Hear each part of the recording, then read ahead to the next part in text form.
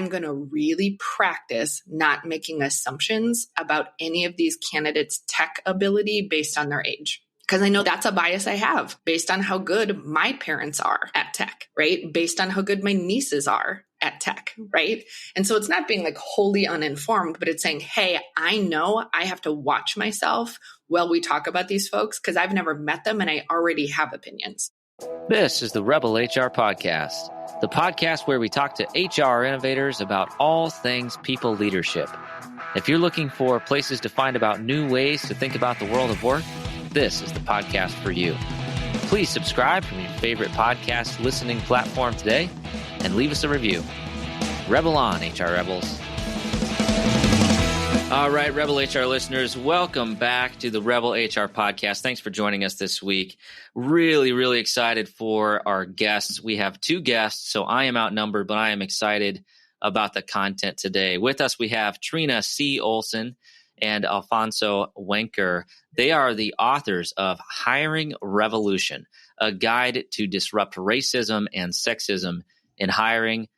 They are also a part of Team Dynamics, which is a national race and gender justice firm providing training, coaching, and strategy support for workers and workplaces. Welcome to the show. Thanks for having us. It's great to be here. Well, I'm extremely excited, and I get a lot of podcast guest pitches, but when I saw what you two were doing, and when I read about the book, I said, "Oh yeah, we need to talk," because I think this is really pertinent to our listeners and pertinent to myself and my organization as well. So, really excited for the conversation today. So, I want to start off maybe by just asking a little bit of what interested you both in writing a book about a hiring revolution. Yeah, so this was not the book we thought we would write first. I don't know that we necessarily thought that we would become authors, but y'all kept asking. So being folks that work in diversity, equity, and inclusion, I would say the most popular, the most frequent, the most urgent question that comes into our inboxes and on our inquiry form on our website is, how can I diversify my search? And oftentimes folks are talking about paying women and promoting women more and just finding more available workers of color. And so the book was sort of born a little bit out of irritation. Like, we want to have a big conversation about culture change and organizational transformation and evolution. And here's this very specific question that keeps coming in. And for our ages, we have hired more than people who are younger than 50 would normally have hired. Trina having worked in 18 different states on ballot measure campaigns. So you sort of build up a team, you close the team, you move to the next state, you work on the next issue. I ran a fellowship program where we had 150 applicants every year for 5 years, placing people for 6 different jobs. So we had all these tips and tricks, a lot of it stuff that we were forced to do that we knew if we did differently, we could actually find different talent. So we had all these anecdotes and stories. And so we would try to quickly in a 15-minute call or a 200-word blog post talk about these things. And it became really clear that folks needed the wholesale revolution, that quick fixes at one point in the process weren't going to work, but that the whole way that in the U.S. workforce, the way that we think about everything from recruitment to interviewing to making the offer was completely wrong. It's not the steps that are wrong. We still have to recruit people and then interview them and then make an offer, but it's how we were doing it. And the premise really was everything about how we hire creates a preference for white people and for men. This isn't about saying we don't ever want to hire white people and men again, but we've created a whole structure that says, here's who will win most of the time. Absolutely. And I think it's really interesting that, the fact that you called out that this is a structure, that this is it's a structural issue, right?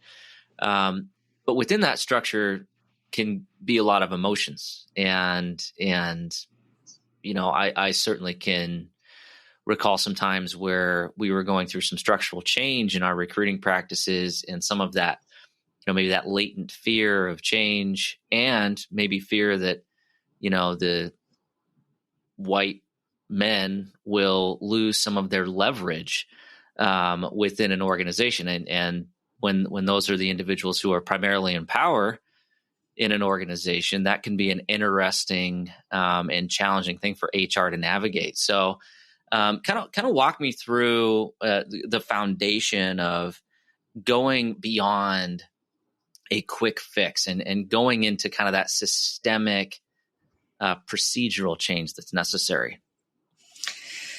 Yeah. Thanks for naming that. There are really big feelings associated with who is ever going to be on your team and what team are you ever going to be a part of, right? So we live in the US. For most of us, a lot of our sense of self-worth, our purpose comes through our job, our vocation, our calling, the way we want to make a difference, but also very tangibly, our healthcare, our finances in order to have housing and food and take care of folks, right? So our livelihood is really inextricably linked with who gets hired where and who gets promoted where, right? And so our book on purpose really walks through the material, relational, and symbolic barriers that we all are going to have to disentangle in order to stop believing any of the binary truisms that we were handed that aren't true, right? So this idea that somebody's going to lose if people of color and women can feed themselves and be taken seriously. That's not true. Nobody's going to lose by that happening. The fact is we have folks whose basic Maslow's hierarchy of needs are not being met. And it's not because anybody is incompetent or incapable. It's because we have 400 years plus of racism and misogyny telling us people are fundamentally less capable, and it's not true. So it really is the thing about when we looked at hiring to see if could we just do tweaks? That'd be easier, right? Could we just adjust or turn the dial to the left 90 degrees? But what we realized around recruitment and hiring is that our programming, so that's how Alfonso and I teach and talk about at Team Dynamics, the brain science of bias, is we are all being inundated with messages constantly of who is better than and who is worse than, who is more capable, who is more intelligent, who is more fun, who is more friendly. We're just being fed those messages. And so our job as adults is to wrestle with the programming, right? And so we really walk through step by step that bias is hiding in plain sight in things that have now been called a standard or are deemed professional. And so we would like the revolution to be the new standard. We'll be back after a quick break. And so used to having everything in front of them right away that we forget that innovation just takes time. I myself, I get frustrated too. Why? And this as being one of my best friends is, hey, I talk to you all the time. Hey, man, I'm frustrated in the fact that I can't seem to just get there in the next day. But that's just not how these things work, right? Innovation needs to be planned out. It needs to be very methodical. And then when it finally hits, that's when it seems like to everyone else that it sort of just came out of nowhere. But to you, the amount of dedication that it took over that time. Well, there's a lot of awesome content in there. So, we've thought about this for a long time. Clearly, yeah. If you can imagine, we're both holding back on our answer. That's good. That's perfect. But if I can, I don't think we have time to unpack everything you just said because there's so much truth in there. But one of the things that really stood out in what you just shared, and I'm sure the book expands upon this quite a bit, but it's that difference between that fear or that scarcity mindset that there's not enough to go around, or if somebody else is elevated in society, then what about me? Kind of that the ego that gets in the way of making it a better functioning society and helping everybody as you said, meet their Maslow's hierarchy of needs. So I think that's a great call out. And, I do wish that it were simple. I mean, it would be great if there were just, all we need to do is tweak this, tweak that. You just need to go in for a tune-up on your systems and then hit start. But it's so much deeper than that, as you both know. So when we talk about kind of that systemic change, are we really talking about cultural change? Where do you start with that big challenge, with that big question? Well, in part one of our book, which Trina talks a lot about and was really the leader in doing the research in part one of our book, we really situate ourselves in just the current disparities. So who isn't getting hired, who isn't getting paid well, who isn't getting promoted.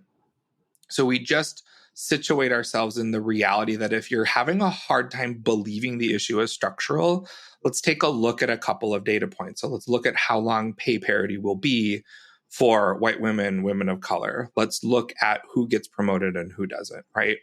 So if anyone's having a hard time imagining that this is structural, not personal, there's plenty of data in the book to just play with. The other thing that we introduce in the book, and this shows up in part two, which is really the elements of the process, is, you talk about simple, Kyle, and I would actually say the shifts are simple, but they're not easy because they're so ingrained, right? So the things that we would ask you to do are things like, don't talk about how much you liked or disliked someone, right? Only have a rule that we're only going to discuss our perception of whether or not this person seems capable of doing the task at hand, right? Simple task, hard to do, right? So it's about behavioral shifts that become our new culture of how we do hiring. So much of hiring has become sort of this dog and pony show, a pageant of who can really give good interview, which is a really different skill set than, are you ready, willing, and able to do the job we need you to do? And so not only have we given preference to extroverts or people that really like public performance, we're then measuring people against a rubric that almost has nothing to do with what the job actually is. So instead of saying we have a way that we do hiring, in part two of the book, we say, ask yourself, what do we need to learn about this person that we don't already know? So it might not be 3 rounds of 6-hour interviews with 40 different people. It might be a writing sample. It might be, give us an example speech because this is a public speaking role. It might be demonstrate to us that hyper technical or scientific skill set that you have that we need you to be able to do at this job. So we've preferenced sitting still, smiling, and performing in front of a group of strangers. And the ways in which we code who's really good at that are really linked to how people perform masculinity. So did they have a low voice that was pleasing to hear, right? Do they have a button-up shirt where they're wearing slacks? And then we preference all these things that are relative to whiteness. Well, could I understand them? What was their sort of slang or colloquial speech?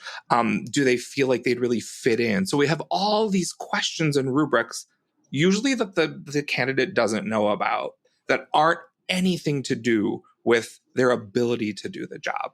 So it's simple shifts that are going to be hard to do because we're just so used to, well, I like this performance. It was nice to watch them speak.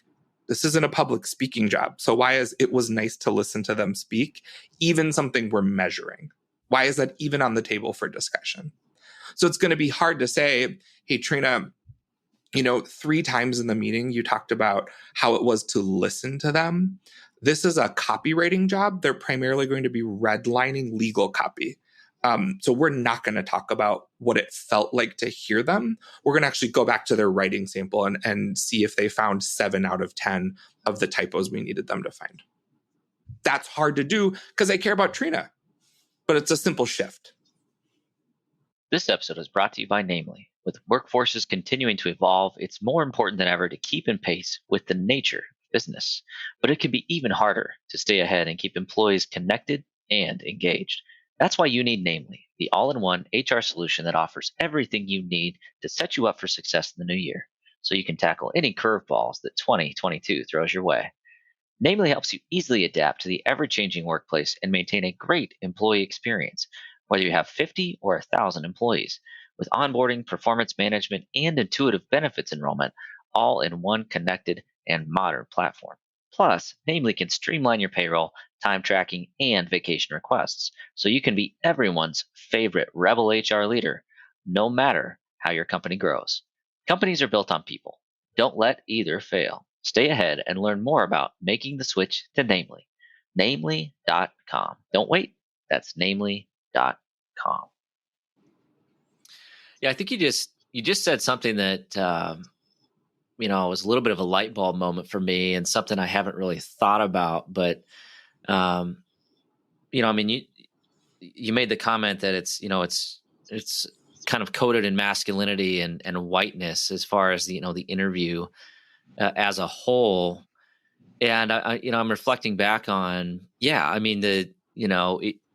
you're supposed to wear a specific type of suit. You're supposed to speak a certain way. You're supposed to have a certain level of confidence, and they all reflect what society thinks a professional man should do. Right. There's, it's interesting to think about in that context. I don't know that I've thought about that, down to our expectations of clothing. But it really is. And I'm the first to admit, so I've probably hired a couple thousand people in my career. An interview is a terrible way to pick a good candidate. Yeah. When I go through an interview process, if I'm not thoughtful and methodical about going into the interview and I'm not prepared, somebody will ask me, what do you think? And my honest answer a lot of times is, I'm not really sure.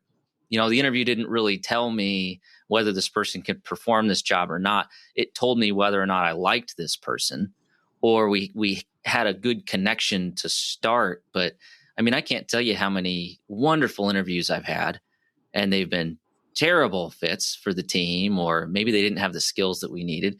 And I can also tell you, I have an equal number of people who were terrible interviews, but we gave them an opportunity to succeed and they blew our socks off. And I think most HR people have those experiences. And so is part of this change, is part of this being honest with ourselves as HR practitioners that we're just not as good as we think we are at interviewing? So close. So I think part of what we're saying is we know as much as we can about a person new to us. When do we know enough to give the person a try? So for us, right, if we compare it to dating, right, it's like, okay, cool. You asked enough questions to feel like, sure, it's worth the conversation, right? You had enough conversations that you thought, sure, it's worth going on a date, right? So I think the lie we've told ourselves for too long is we can guarantee, if we create this really onerous process, that we will always 100% of the time pick perfect, right? And that's part of what we're trying to get out of people too, is we're not trying to find a soulmate, we're trying to find a colleague. So how do we drop there is a best candidate and instead say, we're now talking to 5 adults, all of whom could do this job. They would all do it different because of who they are and how they are and the experience they have. So given our current context, which one do we want to give the shot to this time? Right. And so I think we talk a lot in the book about how do we move from rank ordering human beings to actually compare and contrast. And so we've hidden behind Likert scales or performances or multiple rounds of really redundant interviews or questions. And that's been called some version of due diligence, when in fact, it's a waste of your time. It's a waste of the candidate's time. It doesn't actually guarantee a different result. So I think some of your listeners and some of our readers are surprised to learn that we have found, because obviously we practice what we preach, this is how we hire our team at Team Dynamics. If you follow the hiring revolution, your life will get way more efficient, right? Because we're not going to keep in all of the garbage that doesn't get us closer to our goal. But again, we hide behind it to say, okay, cool, we had a whole committee.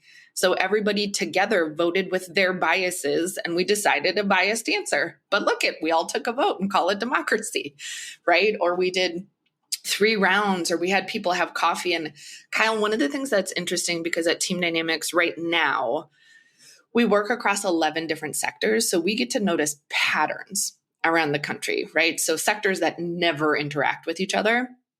And one of the things we noticed, right, and so we talk about it a lot in the book, is bodies, right? So this idea of who is and isn't just perceived as a strong and capable leader. And so we have people go through some bias exercises, but we share real life stories of what it's like when a man who has broad shoulders and is 6'2" goes into an interview, and an Asian Pacific Islander woman who's 5'1" and who's just perceived as the stronger leader. Right? And that's about bodies, which, to be clear, none of us decided how tall we were going to get. That was not a choice any of us made.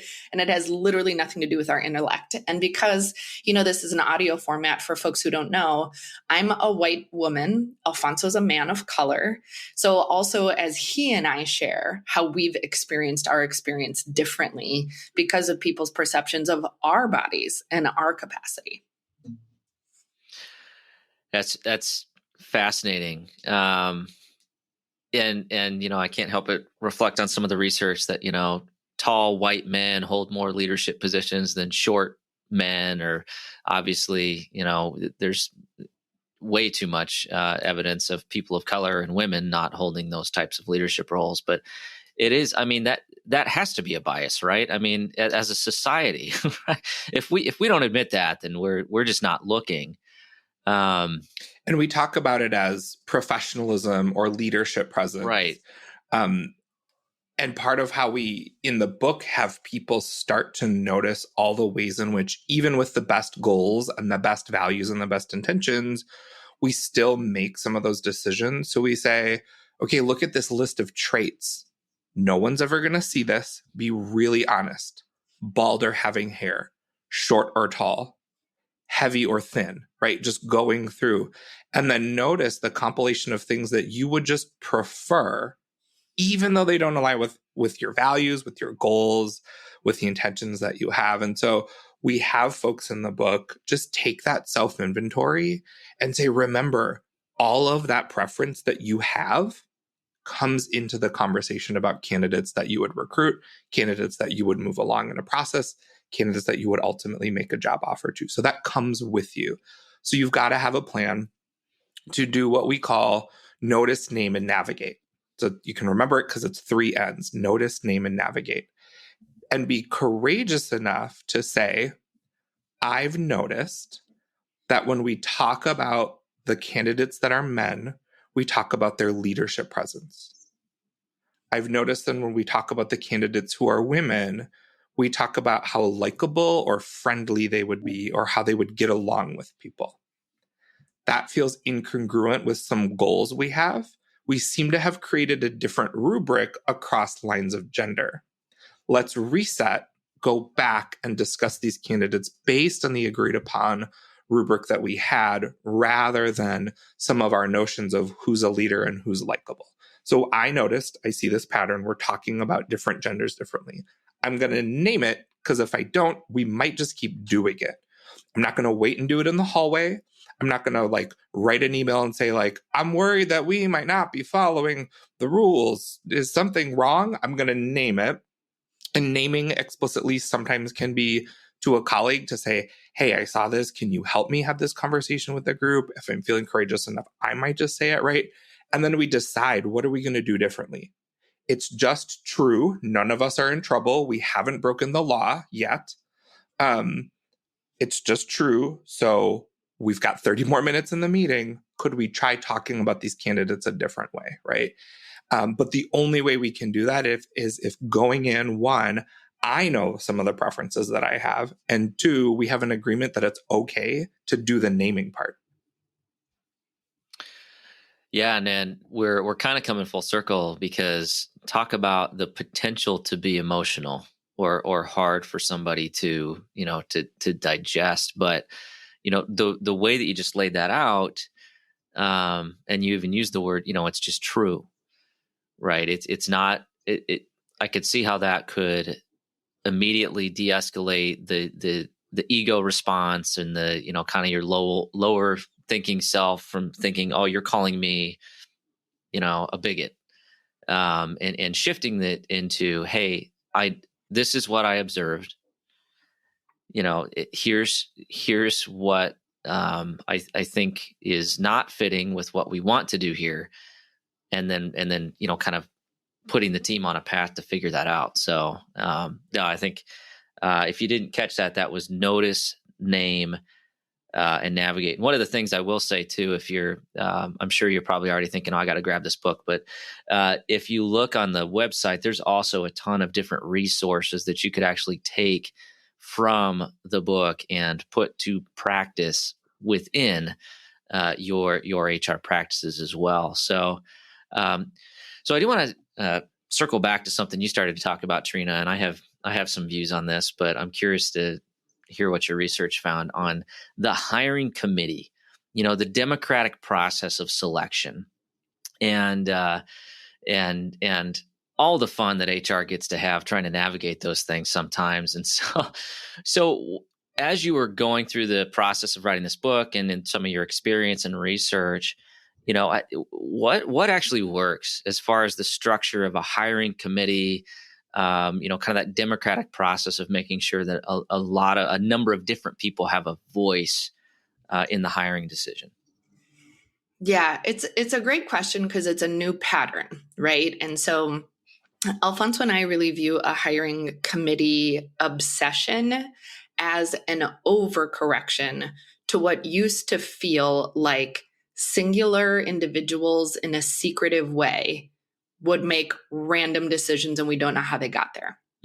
Right? So the intent makes sense. So Alfonso's Catholic. We talk about how it used to feel like the Pope, right? Where it'd be like white smoke came out and we hired somebody. We're like, how did that happen? I don't know. We weren't invited, right?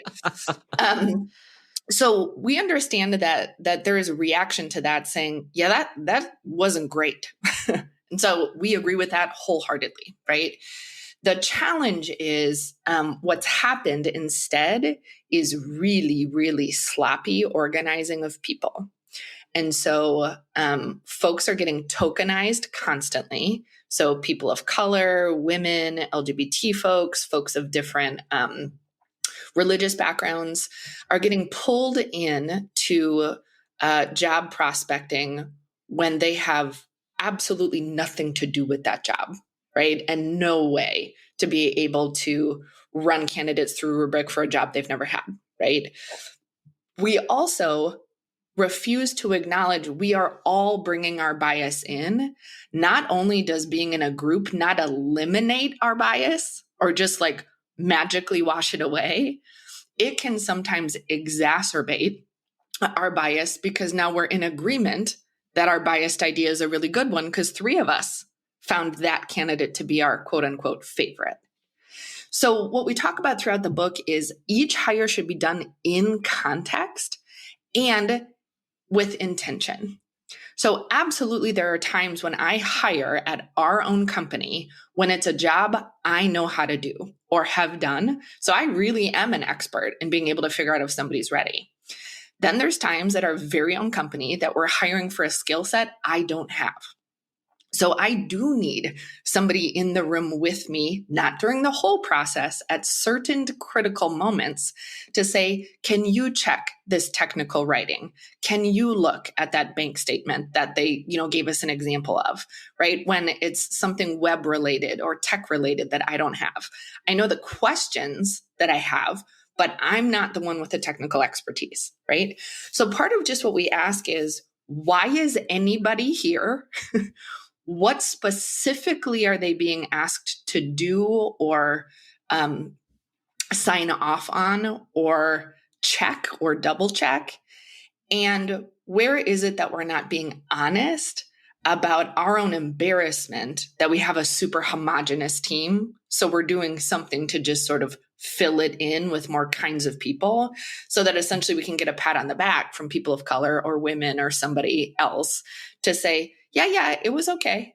And the way we talk about our process is, you're going to end up hiring all sorts of kinds of people. That's great. What we want you to do is feel really good about the process so that if you end up hiring a white person, you end up hiring a man, you end up hiring, somebody of the same generation of you, great, cool, right? But we want you to have felt so good about the process that you got there sort of honestly. And so people are under the incorrect belief that committees will eliminate bias. That's just not true. And so the answer isn't black or white, don't have them or have them. It's who needs to be in which part of the process this time with a clear why attached. And then whenever you are gathered, you have a practice of all acknowledging how your bias is going to show up in the room. Right. And so what's nice is team dynamics is growing on purpose. So Alfonso and I were just working on a job posting yesterday. So we're living this constantly and being able to say, okay, cool. So given the specificity of this job, who on our team is going to be part of at which points, right? So this is something we do regularly. And again, it makes your life more efficient rather than having random committees for committee's sake. Everybody is called in with precision rather than sloppily. And good news, all those questions Trina just asked are outlined in our Hiring Helpers inventory. It's in the book, but it's also on the hiringrevolutionbook.com resources page. Absolutely. I can't tell you how many times it's, I've had the conversation where someone wants to bring someone into an interview and they're like, well, let's get their opinion. And, and you have to ask the question, why? Right. And there's a number of reasons, I think in the context of bias, that a lot of times you sit in that room and it's really everybody's just trying to kind of match up with whoever the highest ranking person in the committee is, and it can actually get very political and very uncomfortable to the point that I've been in those conversations and a number of times where people are like, well, our opinion doesn't really matter anyways. What does the main person think? Right. What are you going to do? Disagree with your boss in front of everybody? Like, are you gonna pick a fight with your boss if they do not like this person because they made a random comment about a sports team they don't like? I mean, it's those things happen whether we want to admit it or not. Yep. It's in those in between moments, like Alfonso said. So a good example is he and I and our vice president of capacity building, Tyree, often do hires together because of the kind of side of the company that's growing right now for us. And we all model rather than call each other out. So I know in a recent hire, I said, I'm going to really practice not making assumptions about any of these candidates' tech ability based on their age. Because I know that's a bias I have based on how good my parents are at tech, right? Based on how good my nieces are at tech, right? And so it's not being like wholly uninformed, but it's saying, hey, I know I have to watch myself while we talk about these folks because I've never met them and I already have opinions. And then Alfonso and Tyree will go through and do the same, right? Rather it's like I'm practicing not having favorites or feeling closer to people who lived in cities I live in or who went to the same college, right? So we're all just saying, yeah, here's what's sort of front of mind for me that's in my awareness so that we can cut it off at the pass before it influences our decision making. Absolutely. Yeah. And I think it's, to call that out at the beginning, that's so different than at the end after you've gone through and you've kind of funneled down to 2 or 3 candidates and you're having the conversation and you have that implicit bias. And then somebody calls it out and says, oh, by the way, this person is this age and this person is that age. Well, that shouldn't matter. And then you're like, oh crap, did we get rid of all these other candidates that could have been great? It's almost like if you don't call it out in the beginning, you have just naturally added bias into your process. Yeah, I think that's a really important point because so many times, we started in the beginning by saying we wrote hiring revolution because people kept asking us how to diversify their searches. Those questions usually came when they were facing a finalist pool that was way more homogenous than they had hoped for. And they were effectively saying, what happened? How did we get here? How is it that with all these goals and all these intentions, we ended up with a super homogenous, mostly white, mostly male candidate finalist pool? And the truth is, you weren't talking about it enough earlier in the process. And so you kept making decisions through those biases. And so this is the exact result you set yourself up for. Goals and intentions, don't matter at this point.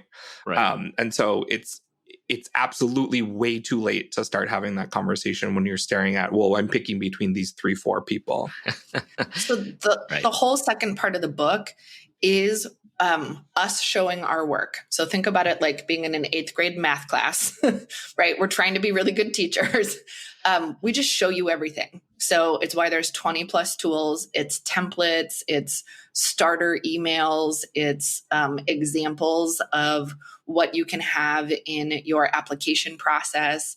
It's sample questions, right? So this idea of just, it has to start way at the beginning. And then you have to stay conscious each step along the way. And so we don't think any of what we were up to feels like a secret. So we were just ready to show everybody, right? And it's how we have the mixed team we do. And none of it is about political correctness. Alfonso and I have a shared value, which is to only ever hire people smarter than us. So they're smarter than us in some way. That's why they're being added to the team. I absolutely will know more than somebody, but like we're bringing them because they're adding value. And so another tool we have in the book that we're getting a lot of positive feedback on is the readiness and value add matrix. So in this analysis, we just say, okay, great. How do you know readiness? And then you stop talking about readiness. People are either ready or they're not. Great. And then what is the unique value add? So we start talking about candidates as the assets they're bringing to our team rather than the deficiencies that means they haven't earned the right to be here. And so it does help you take stock of your current context and helps to do that compare and contrast rather than rank order. Because at that point, everybody's ready. They're all just different. Absolutely. And we are... Gosh, we're just starting to scratch the surface, but we are coming to the end of our time together. So I'm going to leave it there. This is the teaser trailer. Go get the book. Check out the website. The website is hiringrevolutionbook.com. There's a ton of great content out there. I was preparing for this and I'm like, oh, that's great. This is good. I like this. So check it out. With that, we're going to shift gears into the Rebel HR Flash Round. So 3 quick questions here. And I will start with Alfonso. And there was no implicit bias there. It's just because you're on the left side of my screen. So, all right. I'm calling that out. His name is first in the alphabet. We do it that way too. Okay. That works too. Okay. All right. Question number 1. What is your favorite people book? I have a bunch right now. It is the booklet, We Will Not Cancel Us by Adrienne Marie Brown. It's all about call-out culture and our obsession with public punishment and how that is not getting us closer to our goals. All right, Trina, what is your favorite book? So this scared my friend the other day when he was at my house and saw it on my bookshelf. It's called Die Empty. And so I believe it's Todd Henry. I really love it because it is about how to live in vocation and get all your goodies out before you're gone. So that's one that speaks to me, but is a little nerve-wracking for other people. Die Empty. Yeah, that's that the title is definitely shocking, but sounds like begin with the end in mind. You you could rebrand that. You could HR that up a little bit. But yeah, I love that. And yeah, good to have that perspective. All right. Question number 2, Alfonso. Who should we be listening to? For anybody that cares about structural racism, you've got to listen to Seen on Radio Season 2. The series is called Seeing White. So it's Seen, SCENE on radio. Seeing White is the series. It's Season 2. It's a couple years old, but it's John Biewen and Chandrai Kumanika, and they do a great job of just a 10-part crash course on structural racism. All right, perfect. Trina, who should we be listening to? So I'm obsessed lately with the podcast Maintenance Phase. Michael Hobbs and Aubrey Gordon, they are incredible researchers, and they talk a lot about bodies. And so I think what's interesting is in this time, we are all being asked to be much better consumers of information. And they do a great job of saying, yeah, we're being told a lot of half statistics in sort of headlines. You got to dig deeper and understand. So I love their work. Absolutely. Yeah. You can't just read the headline and then post on Facebook. That doesn't count. All right. I'll open this up to both of you. How can our listeners connect with you? So you can find us on Twitter at Team Dynamics LLC. You can tweet the podcast at Behave Podcast, and I am at Alfonso Wenker. We're also on Instagram at Team Dynamics MN. And my Instagram and Twitter are Trina C. Olson, Olson. It's the Swedish spelling. So just, find me that way. O-N, not E-N. Got it. You got it. Awesome. And we will have all that information in the show notes so people can just open up your podcast player, click in there. You can find the book, connect, such great content here. I appreciate the effort, the research, the data-driven approach, and the call to action. And I think that as a listener, I would call all of you out there in Rebel HR land to check out the book, think about the world a little bit differently, and question your processes, question what you do, question how you set up your candidates for success, regardless of whatever characteristics they may have. So thank you so much for writing the book, and thank you for joining me today. Have a great rest of your day. Thanks, Kyle. Thank you. All right, that does it for the Rebel HR podcast. Big thank you to our guests. Follow us on Facebook at Rebel HR Podcast, Twitter at Rebel HR Guy, or see our website at rebelhumanresources.com. The views and opinions expressed by Rebel HR Podcast are those of the authors and do not necessarily reflect the official policy or position of any of the organizations that we represent. No animals were harmed during the filming of this podcast. Baby.